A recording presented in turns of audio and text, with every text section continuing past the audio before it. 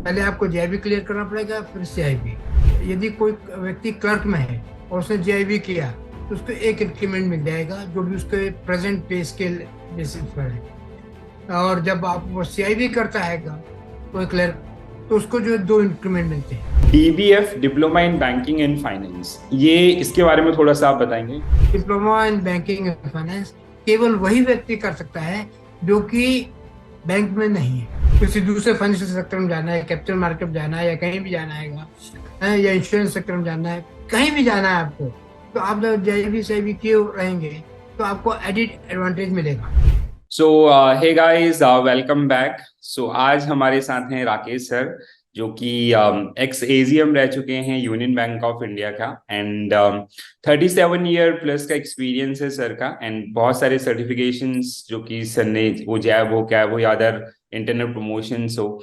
इसके अलावा sir basically interview board member का पार्ट रहे हैं बहुत बार, एंड जो प्रमोशनल ट्रेनिंग्स हैं उनके ऊपर काफी ज्यादा काम किया है सर ने, बुक पब्लिश की है एंड ऑल।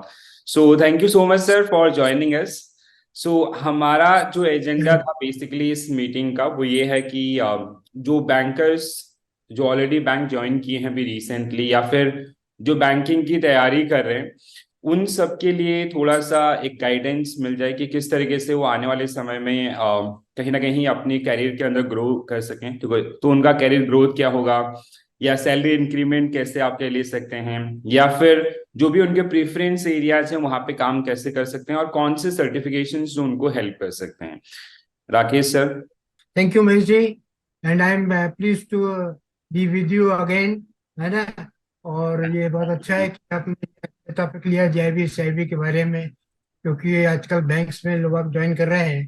कई लोगों की जानकारी के लिए ज़रूरी भी है कि भाई क्यों ज्वाइन करना चाहिए, क्या है उस टाइप से।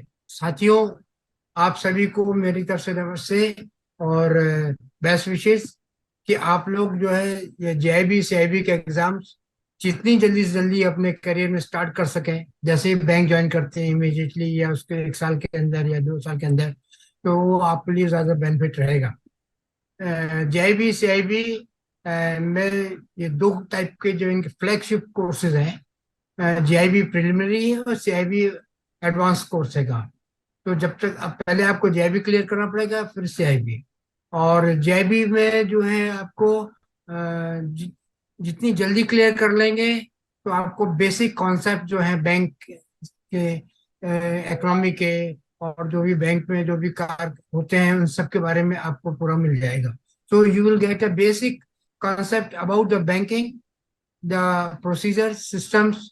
जो बैंक्स में आजकल जो भी कुछ रिटेल बैंकिंग है, वेल्थ मैनेजमेंट है, या अकाउंटिंग है, इन सब के बारे में, डे टू डे रूटीन के बारे में आपको वो अर्व करते हैं। इसलिए जो जेआईबी जो है उसके क्वेश्चंस जो नॉर्मली फ्रेम रहते हैं, इसकी बेसिक कॉन्सेप्ट आपका जो क्लियर करना है उसके बारे में।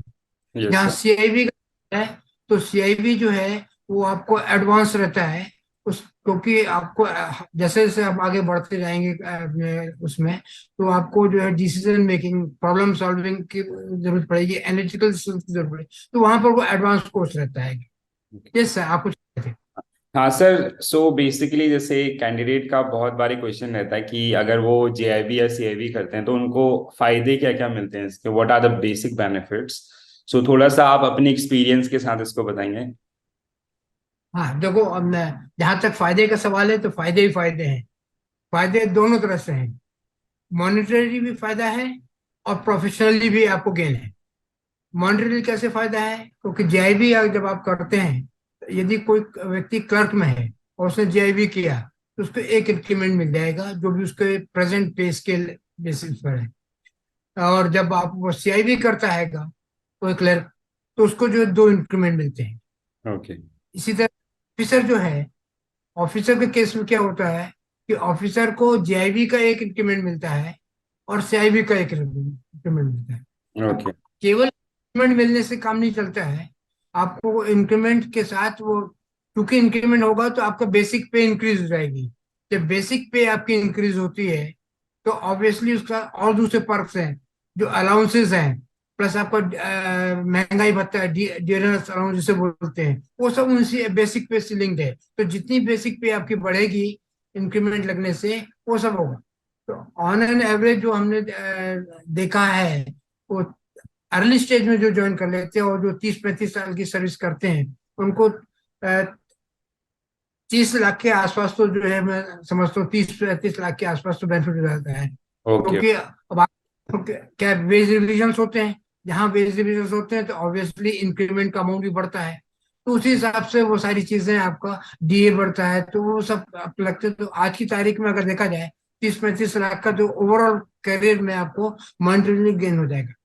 रहा प्रोफेशनल गेन का, तो प्रोफेशनल गेन में क्या होता है कि जो आपको क्वालिफिकेशन गेन करते हैं, जो जेआईबी के जो कोर्सेज हैं, उसमें आपको principles and practices of banking का है। उसके बाद आपका, उसके बाद जो है क्या बोलते हैं, बेसिक अकाउंटिंग है, रिटेल बैंकिंग है, वेल्थ मैनेजमेंट है। इन सब के जो सब्जेक्ट्स हैं, इसके जो मेन सब्जेक्ट्स हैं आपके जेआईबी के, वो है आपके, ये देखिए अभी प्रेजेंट में, आई थिंक, हाँ, in JAIIB the main subjects are Indian economy and Indian financial system.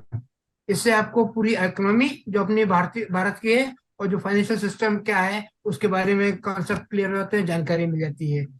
Principles और प्रैक्टिस ऑफ बैंकिंग, कि बैंकिंग में क्या हो रहा है, क्या क्या लॉज हैं और उनको कैसे इम्प्लीमेंटेशन होता है, तो प्रैक्टिस में किस तरह से आपको आता है। Then accounting and financial management for bankers होता है।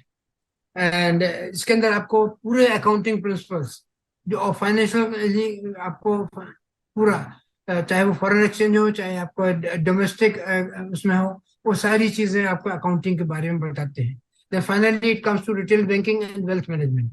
रिटेल बैंकिंग क्या होता है कि रिटेल बैंकिंग जो है आपका पर्सनल बैंकिंग के हिसाब से होता है, जैसे हाउसिंग लोन है, एजुकेशन लोन है, पर्सनल लोन्स है, इस टाइप से और दूसरे लोन। आजकल रिटेल बैंकिंग काफी एडवांस हो गए, उसके अंदर बहुत सारे चीजें इंक्लूड हो गए हैं। Yes. Then your wealth management. Wealth management के आपको अपने कस्टमर को आजकल कस्टमर्स आते हैं आपको, जो कहते हैं साहब हमने आपके यहाँ से ये प्रोडक्ट लिया, किस तरह से और दूसरे हमको क्रॉस बोर्ड सेलिंग करके हमको प्रोडक्ट बताइए ताकि हमारी वेल्थ बढ़े, हम उसको कैसे मैनेज करें। लोग आप होते, इसलिए बैंकों में आजकल इंश्योरेंस, म्यूचुअल फंड, ये सब सर्च है। इन सब की बेसिक जो जानकारी है वो आपको जेआईबी में मिलती है। यस। जहाँ तक CIB है, सीआईबी में 4 उनके कंपलसरी सब्जेक्ट्स रहते हैं और एक इलेक्टिव होता है।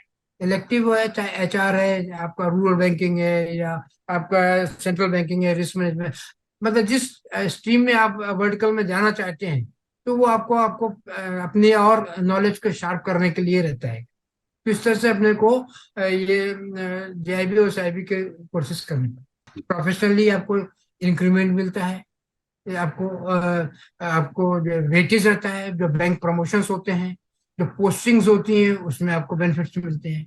तो ये सारे सब बेनिफिट्स हैं जो डिफरेंट टाइप के आपको बेनिफिट्स मिलते हैं। Yes sir.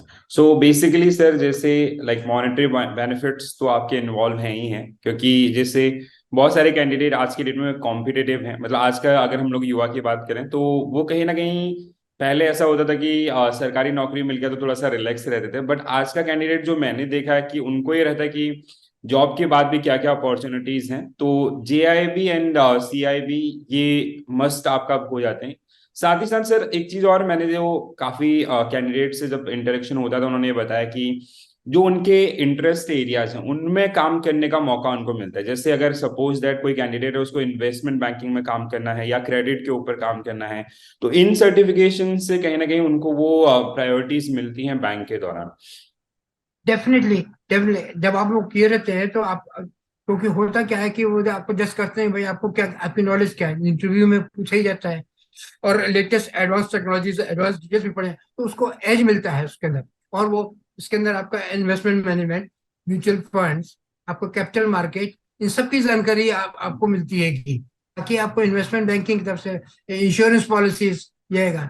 कई लोग अगर चेंज भी करना चाहते हैं तो फाइनेंशियल सेक्टर के दूसरे सेक्टर्स में भी जाना चाहते हैं, तो वहां पर आपको जेबी साइबी दोनों ही आपको बेनिफिट देगा। Yes yes.